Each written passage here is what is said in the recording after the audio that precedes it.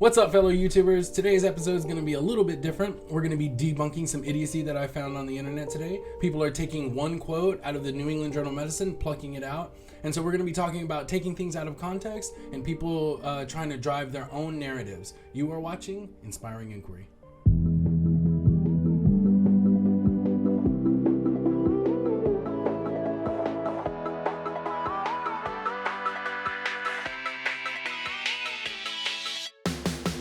This article is from WND. Dr. Fauci says that the coronavirus death rate is like a very bad flu.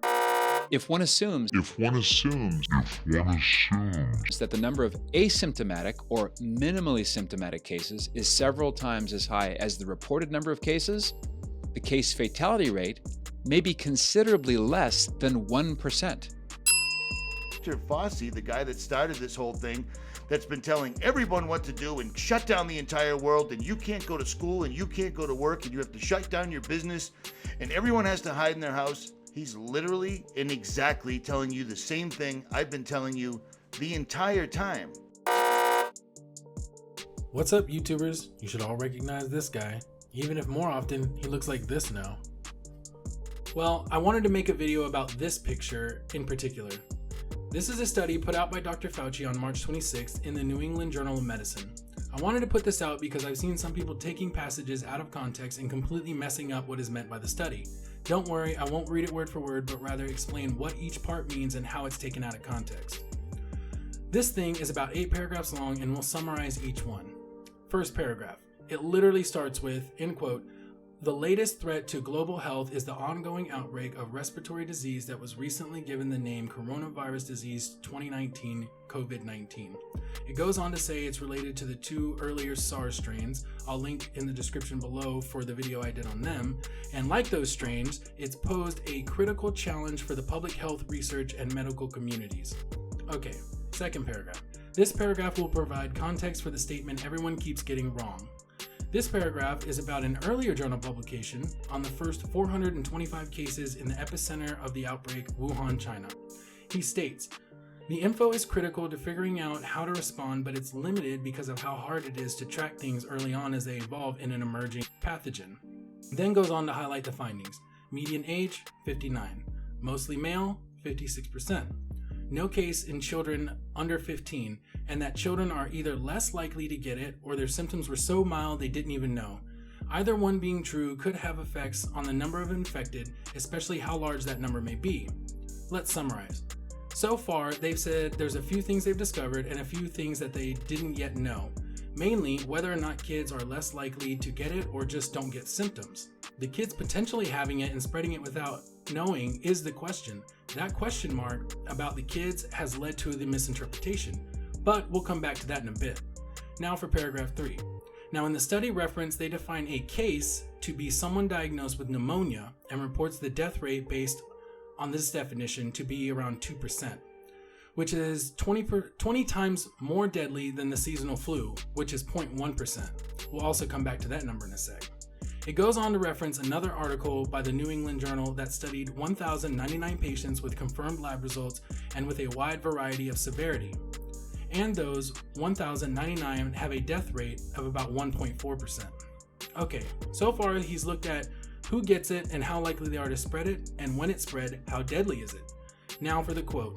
In an attempt to avoid doing what this video is about people doing, I'm going to read it aloud in the context provided in this video, the first part of this quote, in some cases being completely omitted so people can draw their own narratives. End quote. If one assumes that the number of asymptomatic or minimally symptomatic cases is several times as high as the number of reported cases, the case fatality rate may be considerably less than 1%. This suggests that the overall clinical consequences of COVID-19 may ultimately be more akin to those of a severe seasonal influenza, which has a case fatality rate of approximately 0.1%, or a pandemic influenza similar to those in around 1957 and 1968, rather than a disease similar to SARS or MERS, which have had case fatality rates of 9 to 10% and 36% respectively." End quote. Now, when using the scientific method for discovering truth, one asks a question like those posed before about who it affects and how likely they are to spread it. You can come up with a hypothesis that will answer that question and then perform an experiment. We all remember science class. Well, when doing so, you may assume certain things to see how it would play out if they were in fact true, without them being in fact true. Take a look at the first sentence in the quote. If one assumes, meaning that if it were true that the number was much higher, that the rate would be similar to a flu season.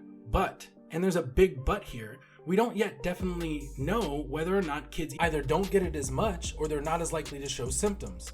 So for folks to say, look what he said, and gloss over all of the context of which they ripped a single quote out of that they liked so it fits their narrative is just dishonest.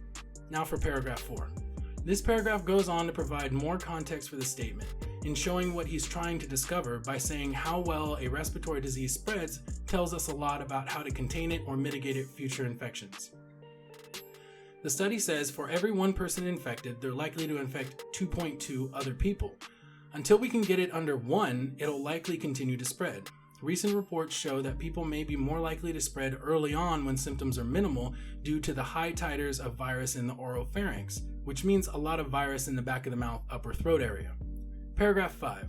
This paragraph goes on about attempts to contain spread by limiting travel between China and other countries, also saying it may have helped, as well as stating the number and origin of the early cases in the US, going on to say that given how efficient it is at spreading, we should be prepared for COVID-19 to gain a foothold throughout the world, including the US.